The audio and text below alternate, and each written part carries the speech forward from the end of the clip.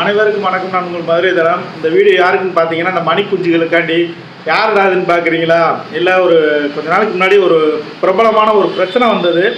என்னன்னு பார்த்தா, bike accident. அதை யார் பண்ணினது, எப்படி அந்த ஆக்சிடெண்ட் நடந்தது எல்லாமே எல்லாருக்கும் தெரியும். அதுக்காக நான் ஒரு வீடியோ போட்டதுக்கு எனக்கு மெயில் பண்ணியிருந்தாங்க. ஒரு 5 பேர் 6 பேர் மெயில் பண்ணியிருந்தாங்க.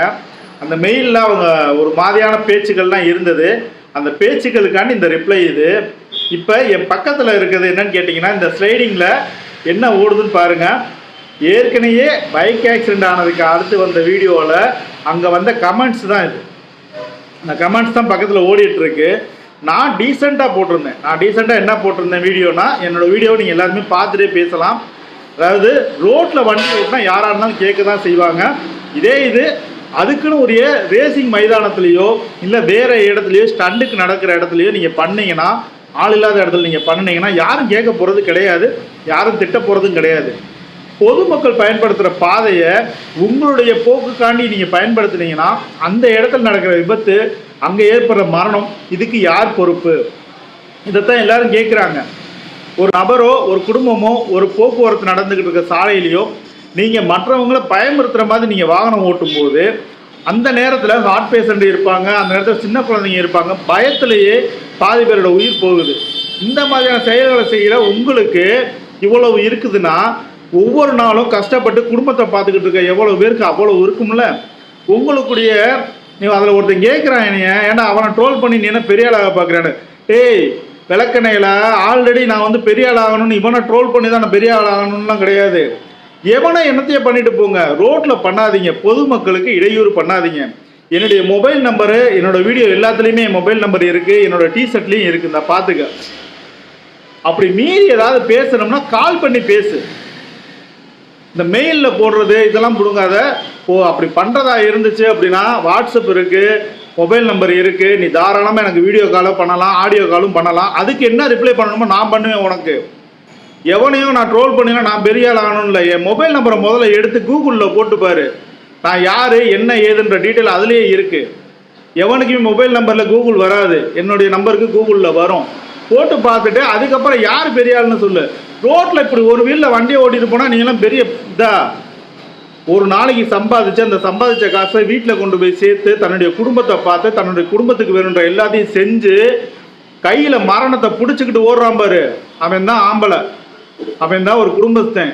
சும்மா காசு இருக்குன்றதுக்காண்டி ரோட்டில் அப்படியே பறந்துக்கிட்டு ரோட்டில் போகிறவனா இடைஞ்சல் பண்ணிட்டு போகிறதெல்லாம் அதுக்கு என்ன கமெண்ட் போகிறாங்கன்னு பக்கத்தில் படிங்கடா.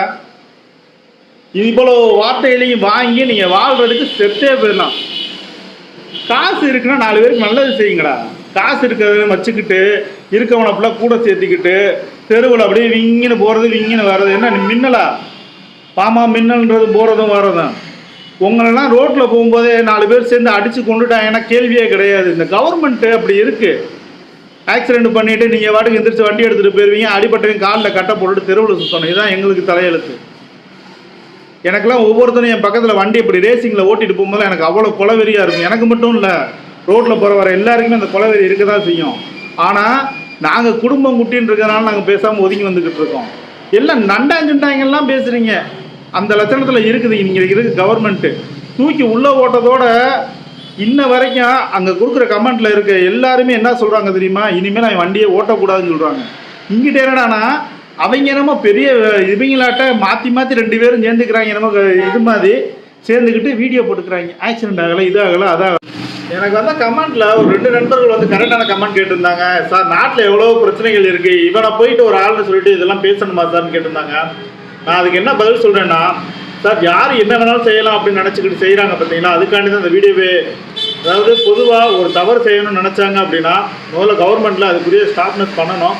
அதை பண்ணலை. அப்போ பொதுமக்களில் 4 பேராவது கேட்கணும். அதையும் கேட்கலைன்னா அவங்க இஷ்டத்துக்கு அவங்க பண்ண ஆரம்பிச்சிருவாங்க.